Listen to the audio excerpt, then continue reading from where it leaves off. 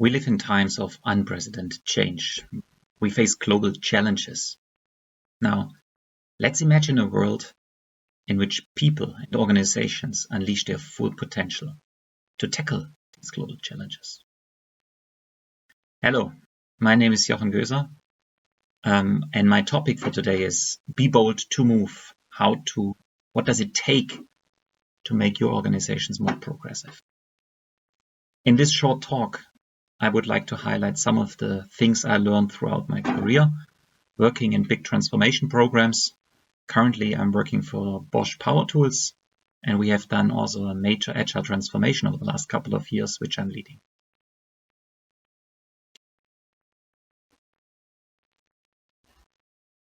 If we are considering these global challenges that humankind is facing, I think the only way forward is to rethink, to redo how organizations are set up, how organizations are run, and how people in organizations interact with each other. The first point I want to talk about is the big mystery of life for me at the moment is the following. We live in time of individualism. Everybody wants to be very self-determined about his life, where to live, what to buy, how to live, how to buy, what to buy. We live in a time of very openness, of open information. Everybody across the globe more or less has access to information instantly. And we see unbelievable technology advantage. So we live in a world where a lot of people are really keen on determine their own life. But it seems to me when they go into organizations, when they go to their workplace, it's almost like they leave sometimes their brain at the gate.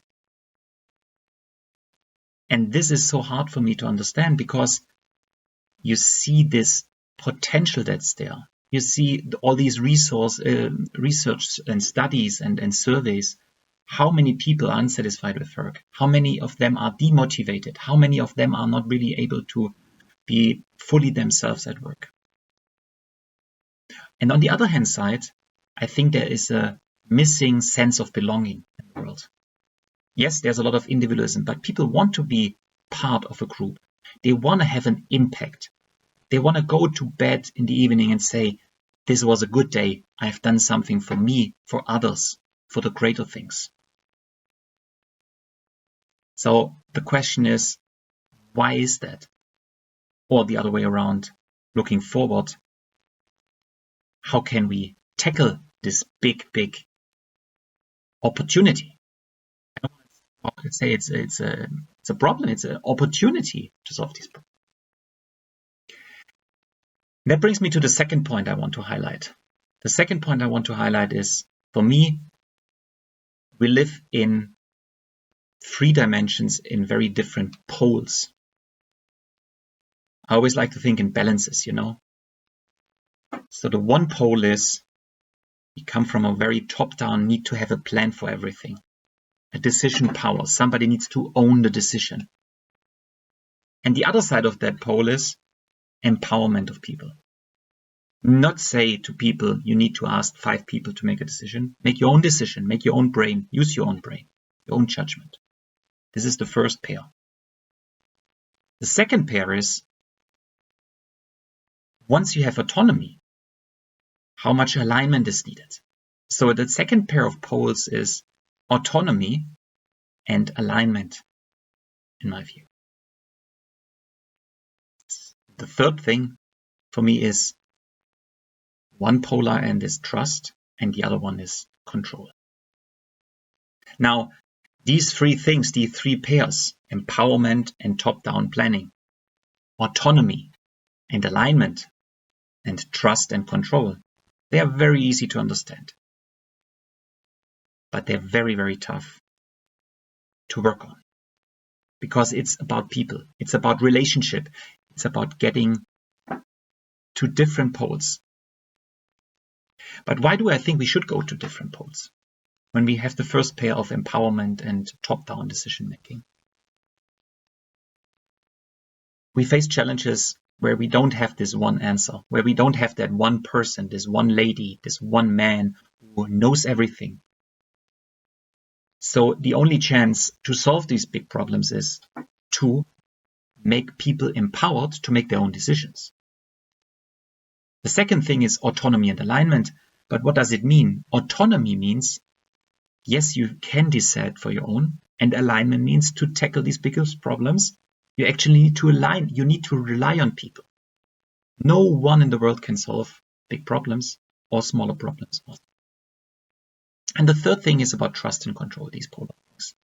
Control is you have control over something. Trust is you delegate the power, the autonomy to the people, and that's giving them trust.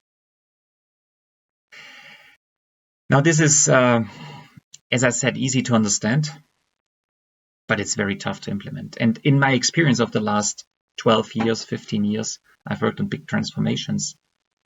It's a never-ending journey. It's something that you need to be prepared to start with yourself and then work on it. As I said, if we want to solve issues, challenges that organizations face, that we face, I think we really need to strengthen the poles that are empowerment, the pole that is autonomy, and the pole that is trust. But the question is then, how do you want to start that journey? How do you want to make the first steps? Be bold to move. That's the title of my talk. But I also want to go a bit deeper in analyzing with you and give you an appetite for the workshop that we're trying to do later today. It's also about finding big visions. What does empowerment mean? What does trust mean? How can you implement autonomy?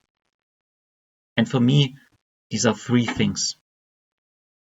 Empowerment, you really need self-organized teams. Ideally small self-organized teams that can rely on each other, that know each other, and that are very diverse. So one topic of my workshop later, but also my recommendation is to have small self-organized teams to make progressive organizations.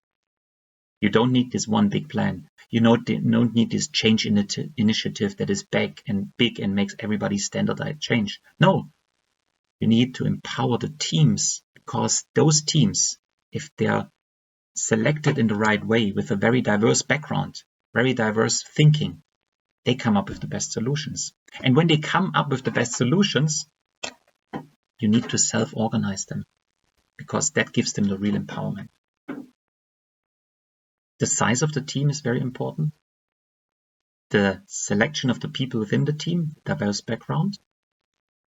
And last but not least, for self-organized teams, the ownership of the team to reach their objectives, to reach key results.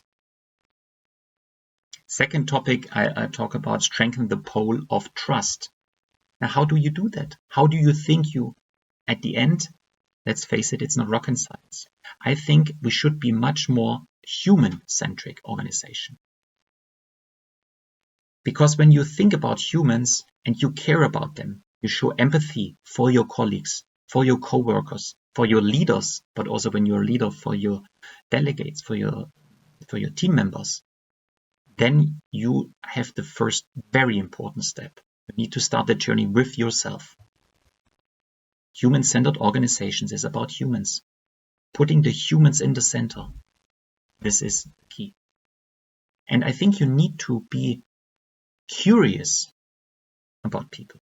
You need to ignite what makes them tick. You need to engage with them. And you need to question yourself what kind of view of humans, what kind of a view you have about other people. Do you believe tendently in the good of people? Or there's a big mistrust when you talk to people? I think these are important topics that you need to address. You need to think for yourself as a team member, as a leader, as somebody who's trying to change the organization to make them more human-centric. And the second topic in this human-centered organization that I can highlight a bit on also later in our workshop is really the focus on the growth mindset. Now you heard that all fixed mindset, growth mindset. If you have a task at hand, you have a very diverse team that is fully motivated to help you together to achieve something, then these people have their growth mindset in them. They really want to achieve something. Then no matter what the task is, you can empower them to really grow in themselves and then solve the problems. Now, the third pole I said we need to strengthen is the word of autonomy. And autonomy there is really giving teams the empowerment to have end-to-end responsibility for their area, but also the humbleness that each team knows they need to rely on each other or somebody else outside of their team. What do I mean with that? End-to-end responsibility means, yes, you're fully responsible to achieving certain objectives, certain targets to go to the bigger group, for the bigger goal. But on the same side, you need to be humble enough and look in the mirror and say, I know I'm end-to-end responsible, but I know I rely on other teams, on other people. So there is this need of cooperation embedded into this setup. And the best way to describe that for me is the term business agility. Because it's not about an individual team to be fully agile. It's not about two teams to be agile next to each other. It's actually to have very small teams, self-organized, build it around humans, to then cooperate with a team of team thinking. For all of those three things, I would like to dig deep a little bit in our workshop later. I would like to look into tools on how to make your teams, which you're a part of, or which you are leading, more self-organized, to bring up some tools about becoming more human-centered organization, and also to think about business agility. How much business agility is in your organization, how you can make a bold step forward to go into that direction. And for each of those sections, I'm happy to talk about and engage with you and also get into a let's solve some issues topic later in our workshop. I would be very happy to welcome you there. As I said, be bold to move. This is the question of our time, and I'm very happy to be here. Thank you very much for your time. Bye-bye.